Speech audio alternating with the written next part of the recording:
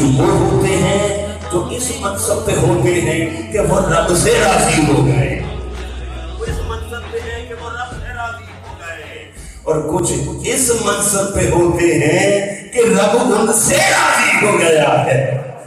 اور فرمایا بابو والا سوف یعطیک ربک فترضی، ابھی یہ نہیں ہے کہ میں تجھ سے راضی ہو گیا ہوں، نہیں، تو خود میری رضا بن گیا، تو خود میری رضا بن گیا۔ اب جس سے تو راضی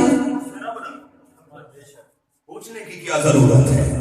ہم نے تو سارے عزت تمہیں دے کے بھیج دی، ساری عظمتیں تمہیں عطا کر کے بھیج دی تھی، ابھی ہم نے تمہیں ایسا پیکری رحمت بنا کر بھیجا ہے، ایسا پیکری رحمت بنا کر بھیجا ہے کہ محبوب ہم نے اپنی رحمت تیرے ملک کر دی ہے، اور تو کل عالمین پہ رحم فرمانے والا ہے۔ ملکیت کیا ہوتا ہے؟ نام لگانا ہوتا ہے۔ سبحان اللہ، محبوب رحمت للعالمین، ہم نے ساری جہانوں کے لیے آپ کو رحمت بنا کے بھیجا ہے، اور رحمت تیرے ملک کر دی ہے، یعنی تیرے نام لگا دی ہے۔ عرش خدا کا ہے مگر نام مصطفیٰ کا لکھا ہے، بولے نا، فرمایا محبوب ہم نے دونوں جہاں تیرے لیے ہی تو بنائے، تجھے نہ بنایا ہوتا تو پھر کس شے کو بنایا ہوتا؟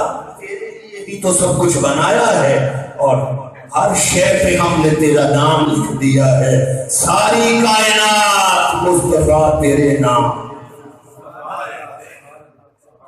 کل کائنات وما ارسلناک الا رحمۃ للعالمین، حبیب سارے عالمین ہم تیرے نام کرتے، تیرے نام کرتے۔ یہ رحمت کا بہت بڑا بات ہے، اور رحمت آپ کا وجود رحمت آپ کیا سمجھیں گے، اور یہ جن کا حق نہیں دیا اس پہ بھی رحمت ہے۔ اللہ اکبر، آ گیا تھا نا ابو جہل تقاضا کر رہا ہے، مطالبہ کر رہا ہے، اللہ بھیج اپنا عذاب، ہم پہ پتھروں کی بارش برسا، اللہ کے غضب کو دعوت نہیں جا رہی، اس سے بڑی بھی کوئی جسارت ہو سکتی؟ جب اس نے یہ مطالبہ کر دیا، آقا فرماتے ہیں تب اللہ نے یہ آیتیں بھیج دی، ما کان اللہ لیعذبہم وانت فیہم، اور مکے کے کافروں بدبختوں، میں تمہیں تباہ و برباد کر دیتا مگر اس لیے عذاب نہیں بھیج رہا، تم میں میرا مصطفیٰ رہتا ہے، انت فیہم، تم میں میرے مصطفیٰ ہیں، جس معاشرے میں رہتے ہو، جس شہر میں رہتے ہو، جس محلے میں رہتے ہو، تم میں میرا نبی رہتا ہے۔ حضرت ایک آیت کا یہ ٹکڑا ہے، ما کان اللہ لیعذبہم وانت فیہم، ساتھ ہی اگلا حصہ فرما دیا، ما کان اللہ معذبہم انہم یستغفرون، اللہ کیسے انہیں عذاب دیتے جب وہ استغفار کرتے ہیں۔ دونوں حصوں کو ذرا دیانتداری کے ساتھ سمجھیں۔ پہلے حصے میں کہا اللہ کیسے عذاب کر دے، میرا محبوب رہتا ہے، اور اگلے حصے میں کہا اللہ یہ شان نہیں ہے کہ وہ عذاب بھیج دے جب تک یہاں استغفار کرنے والے، توبہ کرنے والے ہیں۔ دو باتیں ہو گئی، مگر ایک لطف کی بات یہ ہے توبہ کرنے والوں کا ذکر بعد میں رکھا، وجود مصطفیٰ کا ذکر اللہ نے پہلے رکھا۔ اہل علم کے لیے تو استغفار کا ذکر بعد میں رکھا، انت فیہم پہلے رکھا۔ اللہ بھی دنیا کو یہ بتانا چاہتا ہے استغفار کرنے والوں تمہاری استغفار اچھی ہے، مگر استغفار کے صدقے بچنے والے بعد میں ہیں، پہلے تو محمد کے وجود سے بچنے والے ہیں۔ استغفار سے پہلے مصطفیٰ کے وجود کی برکت اور آپ کی عظمت کا اعلان کرتا ہوں۔ استغفار کا ذکر بعد میں کر دی، اور وہ انت فیہم یہ پہلے رکھا ہے۔ اس کا مطلب یہ ہے عمل سے بڑھ کے ذات مصطفیٰ ہے. عمل بچائیں گے, عمل رحمت دلوائیں گے, اللہ کا فضل آئے گا, عمل کی برکت سے بھی بخشش ہوگی. مگر اللہ جس نے بخشنا ہے نا, جس نے بخشنا ہے وہ یہ کہتا ہے عمل بعد میں, عمل سے بخشش بعد میں ہے, ذات محمد سے بخشش پہلے. عمل سے ذات مصطفیٰ کو مقدم کیا ہے. سبحان اللہ, اللہ نے ذات مصطفیٰ کو پہلے رکھ کے بخشش کی بات کی اور استغفار بعد میں رکھ کے. قرآن کا اسلوب ہے, اسلوب قرآن جو قرآن کا طریقہ ہے بخشش اللہ کی بخشش دینے کا دیا. فرمایا محبوب کی ذات مقدم ہے, بخشش کا ذریعہ یہ ہے. وہ عمل کاہے گا, وہ توبہ کاہے گی, وہ استغفار کاہے گا جس میں تعظیم مصطفیٰ نہ ہو, وہ تو استغفار بھی نہیں ہے. وَلَوْ أَنَّهُمْ إِذْ ظَلَمُوا أَنفُسَهُمْ جَاءُوكَ. حضرت لطف کی بات عرض کر دوں, جاؤگا جی کہ محبوب آ گئے. اللہ اکبر.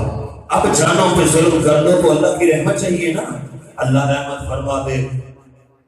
عدل کریں تے تھر تھر کم اونچیاں شانوں والے, رحم کریں تے بخشے نا. جی رحم ہی چاہیے نا. آؤ ذرا رحم دیکھتے ہیں کہ رحم کہاں ہے. استغفار سے بھی بخشش ہے, استغفار سے بھی بخشش ہے, میں انکاری نہیں ہوں. استغفار سے بھی بخشش ہے, نیک اعمال سے بھی بخشش ہے, مگر عمل بچے گا تو بخشش ہے نا. عمل کی قبولیت کی سند بھی ذات سے جوڑ رکھی ہے. حضرت آپ فرما رہے تھے جتنے مرضی عملوں کے ڈھیر لگا لیں, اگر یار راضی نہیں ہے تو سب جہنم بن جائیں گے. انتقبت اعمالکم, سارے اعمال ضائع کر کے پھینک دیے جائیں گے اگر اس ذات کی کہیں بے ادبی ہو گئے. تو عمل سارے قابل قبول تب ہوتے ہیں, قابل بھی تب ہوتے ہیں اور قبول بھی تب ہوتے ہیں. نہیں سمجھے بات, آپ نے سمجھا کہ صرف عمل قبول ہی ہوتے ہیں, وہ پہلے قابل تو ہو. نہیں سمجھے آپ, عمل قابل قبول, عمل قابل قبول, عمل کو قابل مصطفیٰ کی ذات بناتی ہے, قبول خدا کی ذات. عمل کو قابل حضور کی نسبت سے کیا جاتا ہے, اور جب حضور کی نسبت کسی عمل کو قابل بنا دے تو پھر اللہ اسے قبول کر لے.